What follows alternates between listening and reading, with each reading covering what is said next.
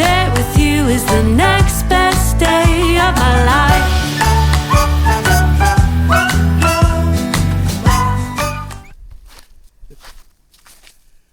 Hi everyone, I hope everyone's had a good Christmas. This is Steve. People might have already met him already.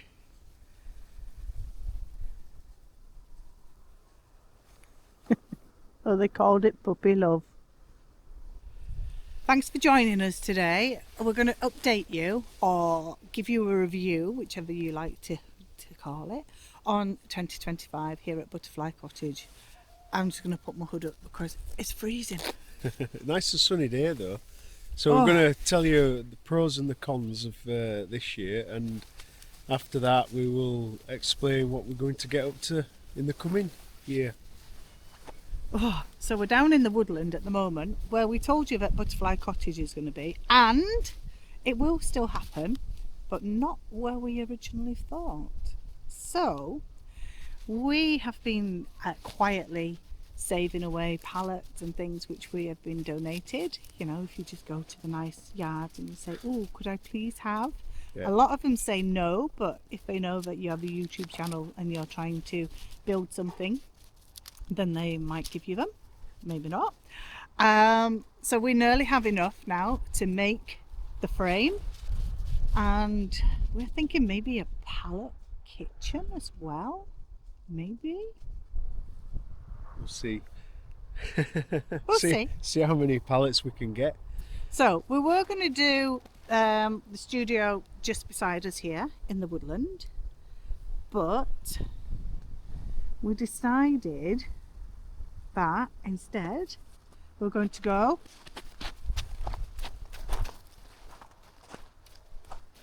here. Yeah, so here, although it looks really bad at the moment, once it's cleared it will be nice. It's level ground. It's more level and it's closer to where the pipe, our cesspit is. Yeah, where the pipe passes for the cesspit, so we can branch into that and get the drop. And then I can have running water and a toilet as well, which will be lovely. And Graham was thinking about maybe putting a mezzanine in there for guests. I don't know. So this is the Butterfly Cottage studio update, okay? So hopefully 2026, I can't even cross my fingers in these chunky gloves. Fingers crossed, we will be bringing that to you, or starting that at least. Yeah. What's next, Graham? Well, I'm gonna show them my stash of pallets. Really? Yeah, it's exciting. Pallet envy coming up. So this is the pallet stash. Most of them are the Euro pallets, which are really good, strong pallets. But I think here, well, there's a few over this side as well. There's about 25 pallets. Down in my other barn I've maybe got another 4 or 5. So yeah, I think another 10 pallets, and then we'll be ready to go with it. So we've moved our chickens into a barn where it's nice and dry, because what was happening, we've had a lot of really wet weather. Noah was on red alert. Yeah, and it was just a bog. So what I've done is I've dug it over and I've sown a load of wheat. And some corn as well, by the look of it. Yeah, there's a little bit of corn in there, but I don't think that'll grow at this time of year. But I'm hoping the wheat will come through on the warmer days, and it'll give the chickens something to graze on next time when we move them, maybe in the spring. Excellent. Hello, Frankie. Delilah's there as well. I'm being followed by this one as well. Right over here, Graham. This is our... Oh, sorry. Oh, Delilah as well. Hello, Delilah. Hey, these are our 3 remaining cats. We've had mother, yeah, daughter, granddaughter. Granddaughter, yeah. A lot of our other cats, well, we had an outbreak of cat flu. We lost a lot of the kittens, and other adults which were thriving we've lost to the road, so it's not been a good year for cats either. Oh. Yeah. Right, potatoes. Do you want to tell them about potatoes? They grow in the ground. This year we got a really good crop of potatoes, and we decided to put them in sand to keep them. Now, I'd say it's worked, but some of them they've started to shoot, as you can see. There's a couple over here. You can, well, there's some what I've pulled off from before, but you can see, yeah, this one here is shooting a shoot. But maybe that's to do with this particular variety, that it just likes to shoot sprouts. I really don't know. But saying that, I just dig one out. Some of them are all right like that. That's absolutely fine. It's not soft or anything. Not gone wrinkly. It's good to eat. With potato rich. Yeah. You can do this That with one, your you carrots can see as the well. little shoot on it there, but it's still firm. It's not lost the moisture, so it's a good potato to eat. You can do this with your carrots as well, and parsnips, and I don't know. We did it with beetroot one year, didn't we? We had 150 beetroot. Yeah. And we thought they'd all gone rotten, and we said to somebody that they could have them for their pigs, and when we dug them all out, they were perfect, and we were kicking ourselves. What we've done in here is we've put a layer of sand at the bottom, and then we've put potatoes all spaced out with gaps in between them, so they're not touching, and then covered them with sand, and then repeat the layer. And I think there must be a few 100 kilograms of potatoes in here still. And again, pallet wood. Yeah, the box made of pallet wood. So if you can get pallets, they're keep like the mice gold. out. And our pallet wood Christmas tree, which we didn't put out this year. So that's one good thing this year. The wood we've collected's good. Copper's after a mouse. Come on, Cottage. Come on. Oh, I might have to go down a layer. Rusty. So you might have already seen a video on this. This is Graham's homemade solar hot water heater, and it's PPR pipe, some polystyrene, some old guttering, some old glass. Notice nothing here is new. Okay, the only thing that was new this year was the spray paint that went over it and the silicone to glue everything together. It's actually empty at the moment, obviously, because it's winter and the tank could freeze up. But every day it was sunny, we were getting temperatures around 70 degrees centigrade. Yes, we were. It might not be aesthetically pleasing, but that boiler there, I mean, it was second hand from the tip. I think we paid 20 left for it, didn't we? But yeah. And just to watch that little red needle go up to halfway or above. When it got to here, it was around 70 degrees, and it was around during August. It was on that point all the time, wasn't it was way too hot. Up till mid-October, end of October, we were still using it and getting temperatures of 40 to 50 degrees. So it was just a top up with some hot water from somewhere else. It was brilliant. It's been great. It saved a hell of a lot of money. Saved us a fortune. All we need to do now is get it so that it goes into the house, because this is our bathroom here. Yeah, so we've been pumping it up there. Well, sorry, not pumping it. We put the hose pipe onto that bottom connector there, and it forces the water up into the tank and then out of this pipe at the top, where we had another hose pipe connected to that, and then that went to the window. We're not hillbillies or anything, but you know. Garden's not looking great at the moment, but we did plant another sage plant here. Gradinsky chai. and one there, and they're thriving. So I that's have quite these little orange flowers. Oh, I can't remember what they're called. But you can make you mix it with some lard, and then you rub it on your varicose veins, and it's meant to be very soothing and make the veins go down a bit. good. Oh, and this plant's coming back again. Brilliant. And then we have Swiss chard and beetroot and garlic. That garlic has come back from last year, hasn't it? Yeah, we didn't break it up or move it or anything. Didn't do very well last year. No, we had a really bad year for garlic and things like that. So hopefully this year different. And the compost Next bins year, sorry. are practically empty. We didn't have a good compost year either. Yes, but the compost there, what's left, there's enough to go on to this plot here. Look at our one single leek. That's all we had. One. And we're lovely. I think that's voluntary, that one. Okay. We went away in June to the UK, and we haven't had a holiday for a long time, so it was well deserved. And we weren't going to do tomatoes. We weren't going to do a lot of things because we weren't here. The peas, they were ready a couple of days after we left, so we lost all the peas. The tomatoes, well, they kind of worked, but because we weren't here, our friend was watering them, but because you weren't here to pinch out and weed and... Okay, the tomatoes were rubbish. Really bad. Worst really we've bad. ever had. Apart from when we lost them all to blight. Well, yeah, true.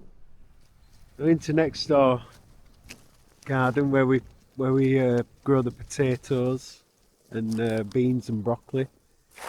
The broccoli, it just didn't produce anything, did it? When it should have done. Well, we grew 100 broccoli, and then we had a torrential downpour, Yeah, and it flooded them. ruined 25 to 30% of it. And it was disastrous. But luckily we had some spare, and we topped it back up. But then it just went dry. It didn't produce good like heads, did it? No, I think we got 3. But we left it in out of laziness, I suppose.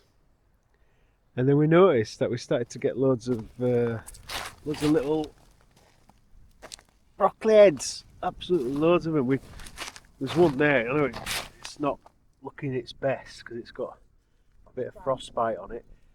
But we've had loads like that. We've just been picking them off and enjoying them. So it's not been bad. Yeah. So, and this is why we haven't ploughed yet, because we've wanted to keep our broccoli for as long as possible. All of that down there, potatoes. Yeah. But next year, because we want to crop rotate the potatoes, I think we're going to do it the renovation house. 2 reasons. We want to sort out the land there a little bit, get some of the nasty roots out, and the other reason is, well, you need to rotate things. You need to give your land a rest. You can't just grow potatoes in the same spot every year. So here, tell them about the Christmas dinner. So here we're going to tell you about the Christmas dinner. Tell them about the Christmas dinner idea. Our plan, we've had an idea, okay, and we are going to try and grow our own Christmas dinner. Now we think we could do everything apart from pigs in blankets, okay, so we might be able to barter goose for a leg of pork or if we something. get turkeys, not just have one turkey, we'll have... Well, you've ruined that surprise now. We were thinking about maybe getting some turkeys and maybe either hatching them out ourselves or getting some pullets and doing turkeys. That way we could have a turkey for Christmas dinner, or we could do chicken, or... But we could swap a turkey for some pork. We could. We could make our own bacon from the pork. We could. And sausages, which we already make. If you haven't seen our sausage recipe, go to it. It's on our page. It's amazing. Okay. But while we're over here, there's still some onions in the ground, which are doing quite well. They would have been good for spring onions, but they've gone. But let's show you the chickens. But what are we going to do with this land next year? I don't know. You were telling them. You're going to grow a Christmas dinner, I think. Yeah, so we're going to... We can't solely grow everything for what the chickens and the turkeys to be need. We're going to do some corn. But because the ground needs a rest, we're going to produce some of it at least. So yeah, I think this is going to be a corn, and maybe even some wheat, because we can use the wheat. We can use the wheat to give fodder for the rabbits to cook. Okay, another surprise. It's just ruined. Okay, never mind. Let's go see the chickens. Let's go see the chickens. So here we are at Bunny Villas, which is now the Chicken Hotel. The Chicken Hotel. It's just that over winter, at the moment, seasonal, you know, there's no pool or anything for them. So remove the cages. we'll put these in front just to give them a bit more room inside. But we are intending to put maybe a little run in here so that in summer they can come out, stretch their legs, have a dip in the pool, go to the spa, you know, these kind of things. But let's go inside. Again, you might notice it's made with pallets. Yeah, we're using precious pallets, what's supposed to be for the butterfly cottage studio. Okay. So we've made from one of the bunny boxes, we've stood it vertical, and that's now a door, and then made a wall there returning to the main beam from pallets. Made a wall there. Now I did some research and it said that pine martins can get through I think it was 4 centimetres. They could get through a 4 centimetre hole. But we've had our chickens over at the other side With bigger gaps than 4 centimetres. with bigger gaps than 4 centimetres, and we've never had a pine martin breach. So therefore we've both agreed that the pallet gap is suitable for it. It certainly can't let a fox through. So we were very kindly gifted 5 chickens from Jack's girlfriend's family, and we've put them in here with our old chickens. And let's go and have a look. Don't look at the floor. This was an impromptu video and we haven't had time to tidy up. Hello. Yeah, I think we need to clean in here. So we put lucerne bales in, so they've been nibbling at the lucerne as well as using them as perches. We've been using this feeder, and well, it's working quite well, but every morning I seem to have to knock it down a little bit. I don't know, I might go back to the original feeder. There's actually no eggs. We need to sack them. Well, it is winter. So at the top we had some metal sheeting that we reclaimed, and we've covered that with that, and then any gaps where Mr. Fox or Pie Mike can get through, we've just covered up with timber. Oh, mind, you're gonna... Oh, you just missed your toes. Oh, sorry. So the next job, we need to make some nest boxes, don't we? One of these new ones is a cockerel, apparently, but I'm thinking that one, maybe? Yeah, definitely. That is definitely a cockerel. You can tell by his feathers. His feathers are completely different on the back end. Maybe even that one. Let's have a look at your feathers. No, that's a hen. But they're That's a getting hen, big now. definitely, yeah. Back there on the other side. Oh, chicken for tea. Okay, what next? I've locked the door, look. Oh, no wonder I can't get out. Look, I've locked it. Let me just unlock it for you. Improvisation at its best. There you go. One of our Butterfly Cottage followers, he kindly let us harvest all his grapes. And he lives in the village, and we used these 2 vats here, filled them with the grapes, and fermented them out. I mean, we've made little bits of wine before, but we've never done it in this scale. And I can gladly say that we've got how much? A little bit of wine. About 150 litres. I'll show you one now. Thanks, John. Yeah, thanks, John. So this is all the wine we've got. Racked it off into these. Well, we really had so many demijohns, so the rest went into plastic containers. But there is a white one as well. What we did in a smaller 25 litre container. I'm quite interested to see how that one works out. So I know a lot of you watch for the house, but we have done some things up at the house, but it's only little bits, and it's not really worth going up there to show you at the moment. But the house will progress, hopefully quickly, very soon, and then we will take you up there and we will show you.